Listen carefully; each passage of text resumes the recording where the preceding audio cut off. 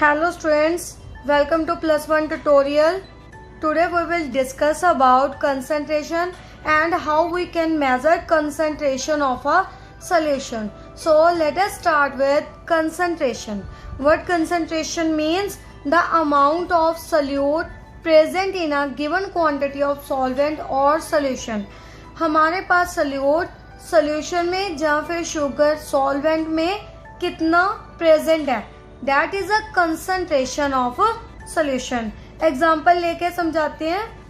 मान लीजिए हमारे पास शुगर है, शुगर को हमने डिसॉल्व करना है वाटर में. वाटर क्या है हमारे पास? लिक्विड. उसको हमने लिया लार्ज अमाउंट में, तो हमारे पास क्या है? वो सॉल्वेंट. जो हमारे पास लार्ज अमाउंट में होता है वो क्या होता है? सॉल्वेंट. क्लियर. एंड जो हमारे पास लेस अमाउंट में प्रेजेंट होता है वो क्या होता है? सल्यूट. एंड देन क्या बना? शुगर को हमने वाटर में ऐड किया तो हमारे पास क्या बन गया? शुगर सोल्यूशन बन गया.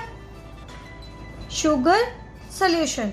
शुगर सोल्यूशन जो हमारे पास बना उसमें हमने क्या पता करनी है? कंसंट्रेशन पता करनी है. किसकी कंसंट्रेशन पता करनी है? शुगर की. कंसंट्रेशन का मतलब है हिंदी में गाढ़ापन. मीन जो सॉल्यूशन हमारे पास बना वो कितना ज़्यादा गाढ़ा है, गाढ़ा सॉल्यूशन बना. हमने कंसंट्रेशन फाइंड आउट करने के लिए हमारे पास डिफरेंट मेथड्स हैं. First is mass percentage and volume percentage. Second ppm. ppm means parts per million. Third is molarity. Fourth is molality. And fifth is normality. And sixth is mole fraction. So अब हम इसे detail में discuss करेंगे आगे. Firstly देखिए mass percentage and volume percentage क्या होती है. First is mass percentage. Mass percentage का मतलब मास की परसेंटेज. मास की परसेंटेज निकालनी है. मान लो हमारे पास सॉल्यूशन है, सॉल्यूशन किससे मिलके बनता है? सॉल्यूशन इज इक्वल टू, अभी हमने किया example, solute plus solvent.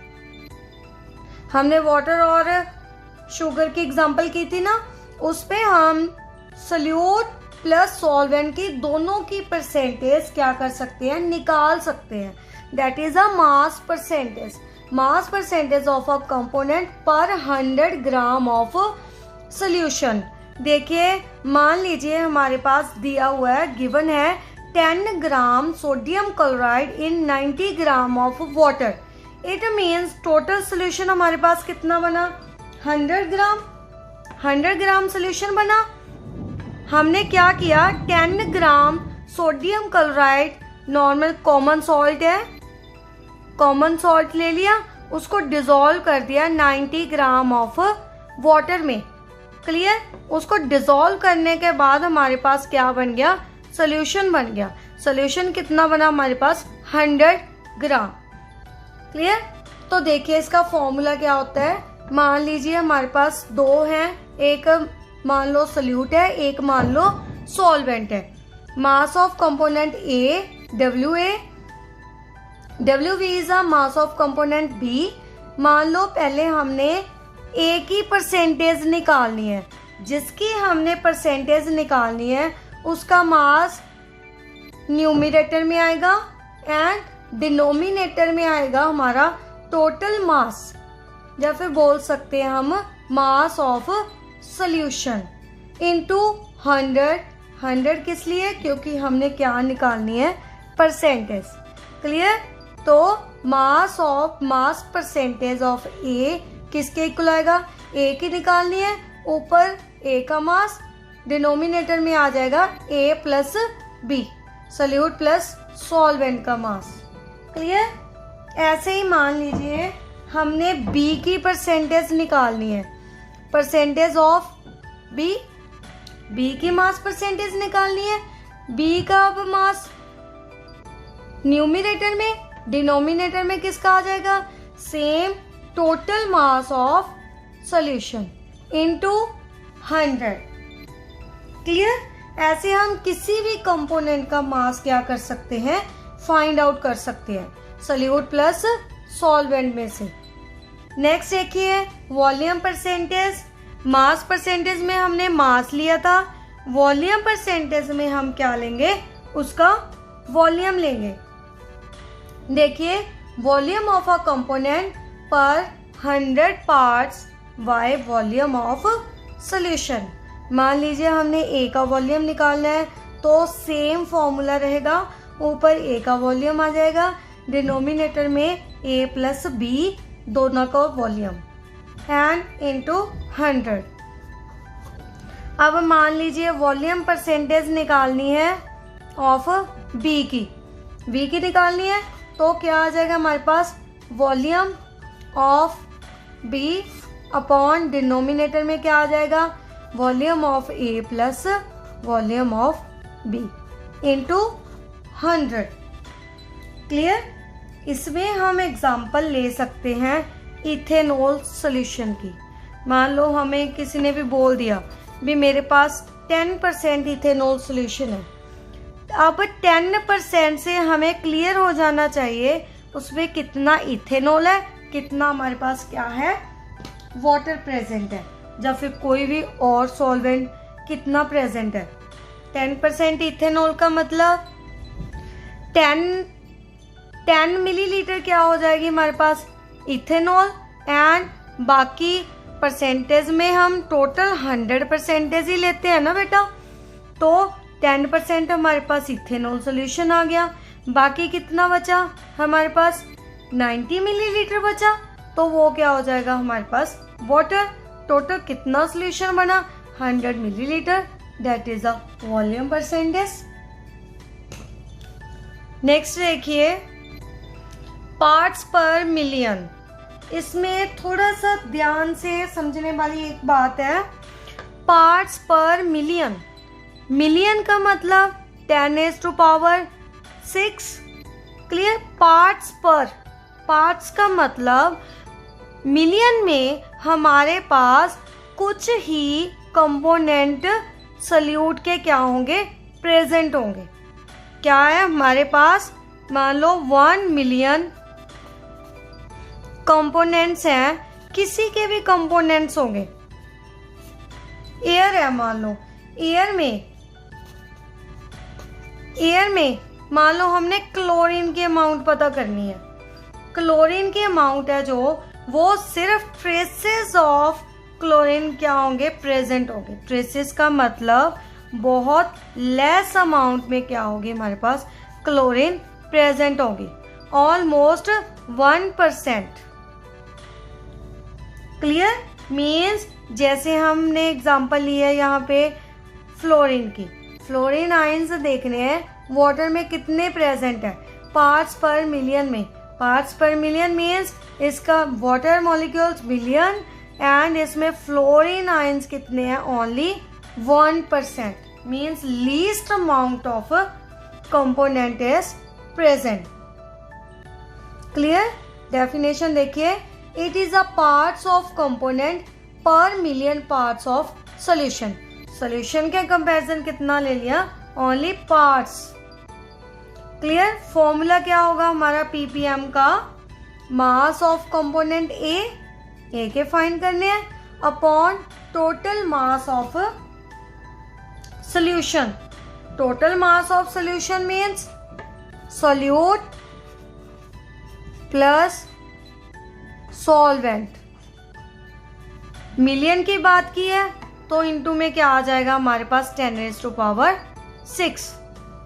Clear? ये था हमारा पार्ट्स पर मिलियन।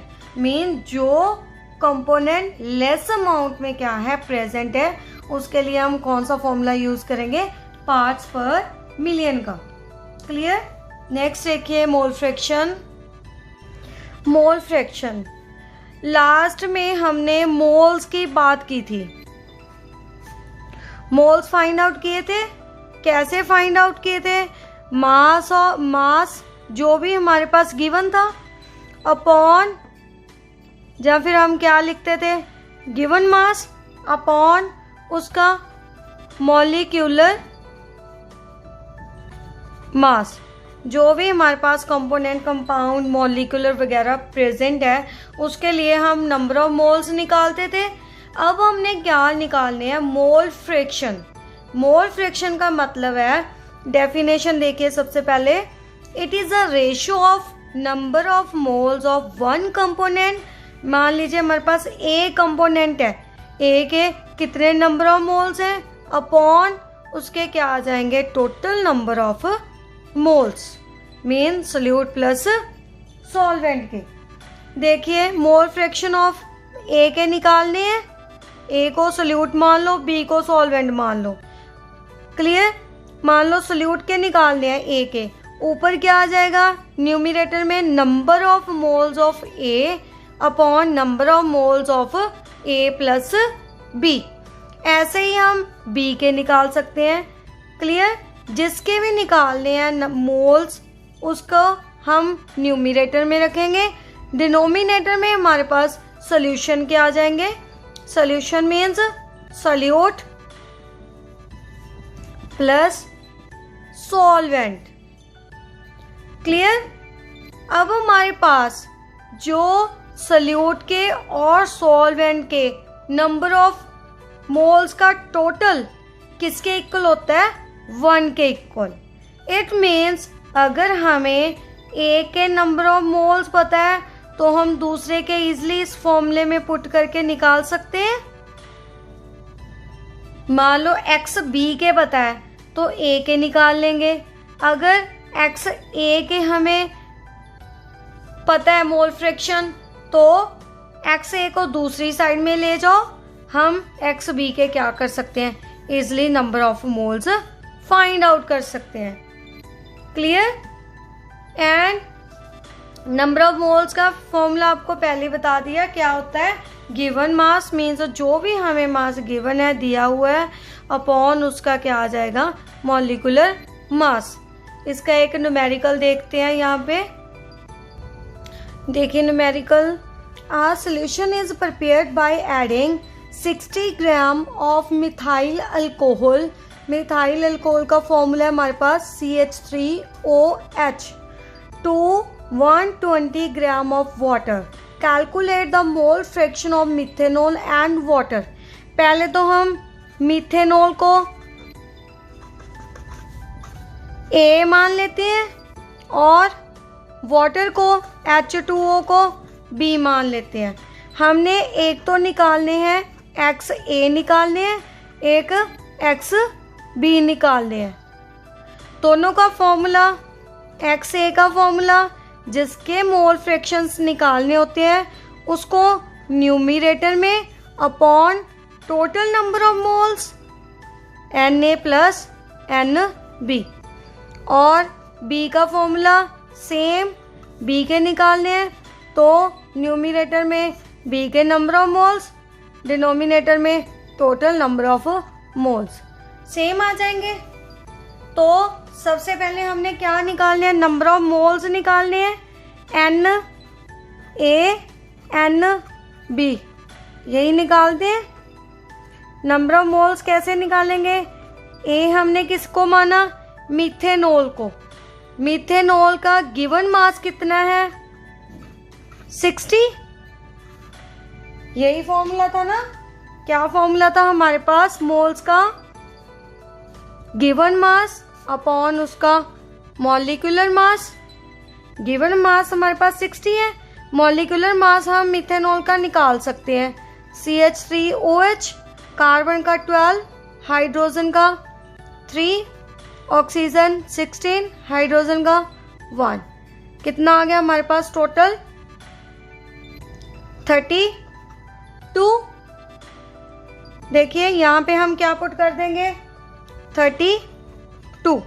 तो ए के नंबर ऑफ मोल्स हमारे पास कितने आ गए, इसको सॉल्व कर लीजिए। 60/32 को आ जाएंगे हमारे पास 1.875। क्लियर? ए के आ गए हमारे पास नंबर ऑफ मोल्स ऐसे बी के निकाल लेते हैं।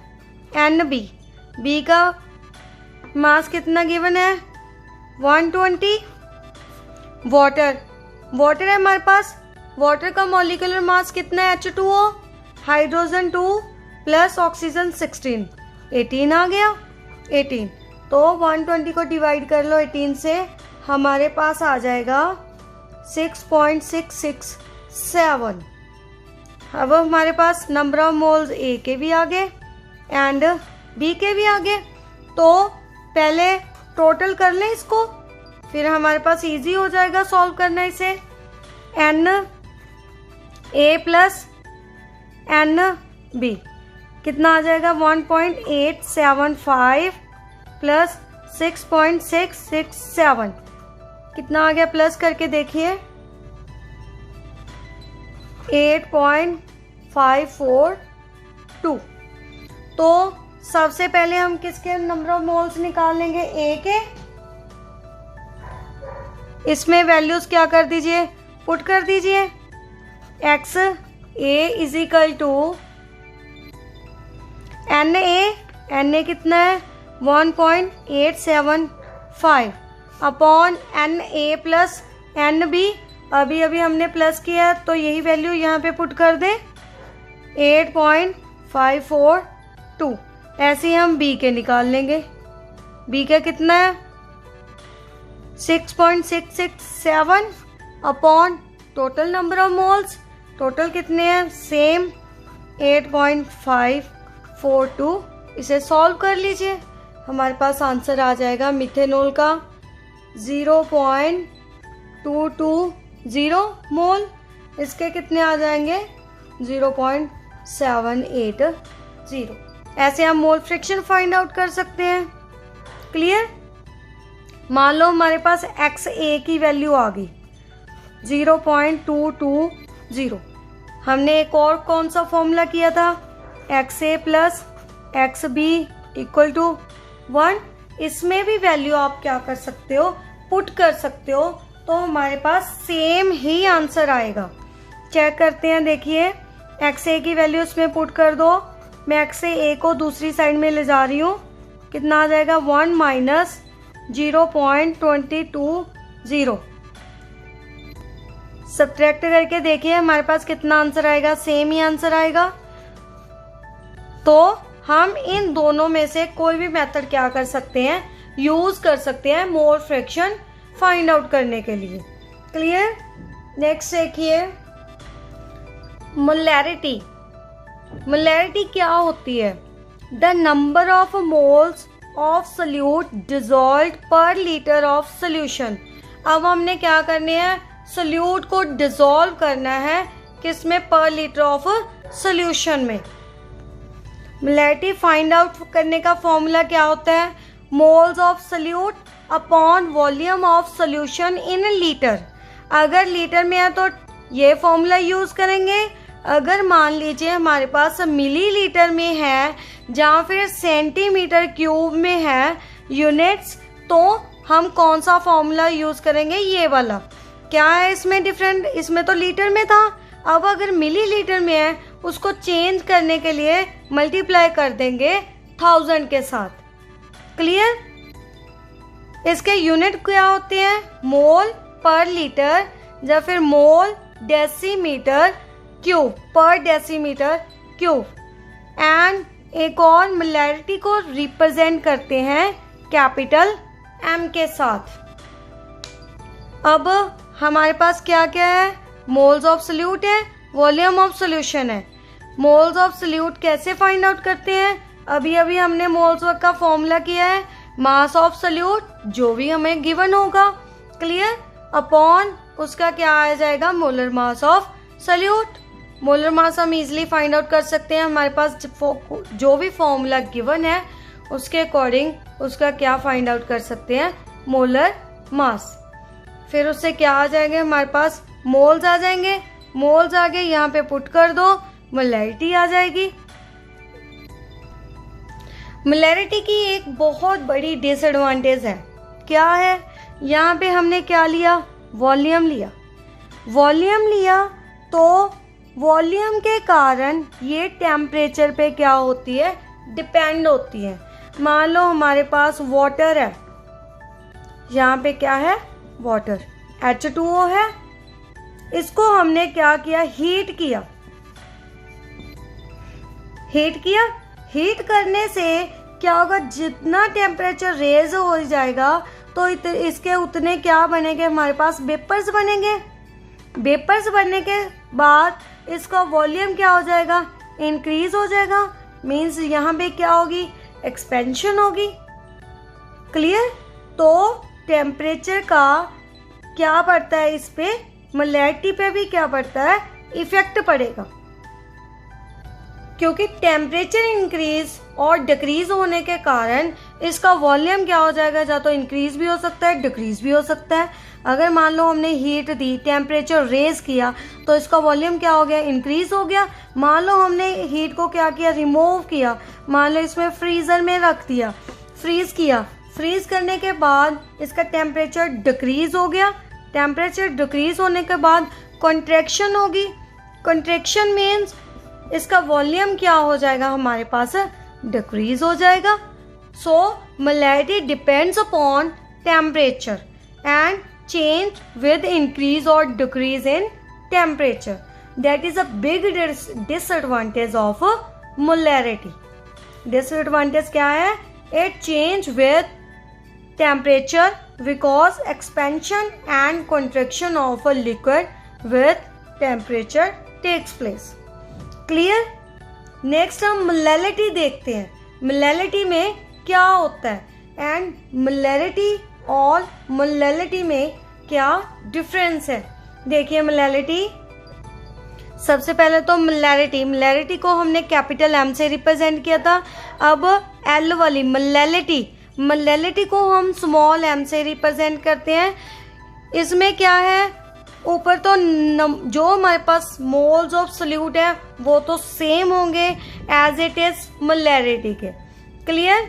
जो डिनोमिनेटर में उसमें हमने वॉल्यूम लिया था, यहाँ पे हमारे पास क्या आ जाएगा, वेट ऑफ सॉल्वेंट। मीन्स यहाँ पे क्या आ गया, हमारे पास मास आ गया। क्लियर। डेफिनेशन देखिए, the number of moles of solute dissolved पर 1000 ग्राम ऑफ सॉल्वेंट। यहाँ पे क्या लिया हमने, मास लिया। इसमें भी सेम, अगर हम किलोग्राम में ले रहे हैं तो ऐसे ही, एंड अगर ग्राम में ले रहे हैं तो हमें इसे मल्टीप्लाई करना पड़ेगा किससे, 1000 में। वो आपकी मर्जी है, अगर यूनिट जो रखने हैं वो न्यूमेरिकल में सेम ही रखने पड़ेंगे, एक दूसरे से रिलेटेड। देखिए मोलैरिटी क्या थी, टेम्परेचर पे डिपेंड करती थी। मोलैरिटी टेम्परेचर पे डिपेंड नहीं करती, क्योंकि हमारे पास वेट है, मास है। मास का टेम्परेचर पे कोई मास पे कोई इफेक्ट नहीं पड़ेगा। क्लियर।